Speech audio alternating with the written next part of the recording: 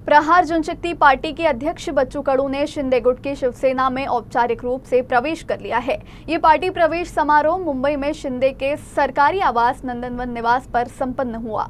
इस अवसर पर उद्योग मंत्री उदय सामंत और विधायक मूर्जी पटेल उपस्थित थे। बच्चू कडू ने कहा कि अब प्रहार संगठन सामाजिक कार्यों पर ध्यान देगा, जबकि उनकी राजनीतिक यात्रा शिवसेना के साथ जारी रहेगी। उप मुख्यमंत्री एकनाथ शिंदे ने उनका शिवसेना में स्वागत किया। इस प्रवेश के बाद एकनाथ शिंदे ने बच्चू कडू और विधान परिषद की पूर्व उपसभापति नीलम गोन्हे को शिवसेना के आधिकारिक उम्मीदवार के रूप में घोषित किया। रयतेचं आहे ते रयतेचं राज्य पुन्हा निर्माण व्हावं आणि त्या सर्वोच्च गादीवर पुन्हा आम्हाला शिंदे साहेब दिसावं यासाठीच आमचे प्रयत्न राहणार आहे। म्हणून मी आपले आभारही मानतो शिंदे साहेबांचे। आखरी त्यांच्या नावात एकनाथ आहे आणि अनाथांचे ते नाथ पण आहे। तोच एक विचार घेऊन आम्हाला समोर जायचं आहे। मी आपले मनपूर्वक आभार मानतोय। फक्त आम्ही पाहतोय आमदारकीची साठी नाही तर हे जे मुद्दे आहे ते आता मोठ्या शिवसेनेच्या हाती जावं आणि हा अजेंडा आम्ही पाहतोय भगवा झेंडा घेऊन राबवणार आहोत। तो अजेंडा प्रहारचा पांढरा झेंडा घेऊन राबवत होतोय।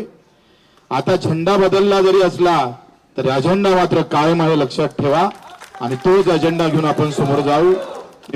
बच्चू भाऊ, तुमची ओळख आहे।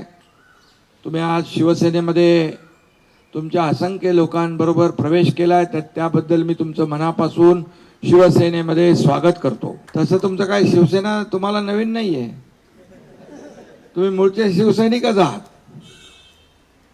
25 वर्ष प्रहार सामाजिक संघटना आपण या ठिकाणी त्याचं काम केलं आणि आज पुन्हा स्वगृही शिवसेनेमध्ये आपण आलात।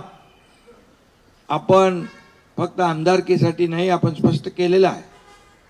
आपण आपले मुद्दे, ध्येय, धोरण, गोरगरिबांना न्याय देणारे जे प्रश्न, याला कुठंतरी सत्तेचं बळ लागतं आणि आपण पाहिलं माझ्या 2.5 वर्षाच्या मुख्यमंत्री पदाच्या कारकिर्दीत देखील आपण पाहिलं।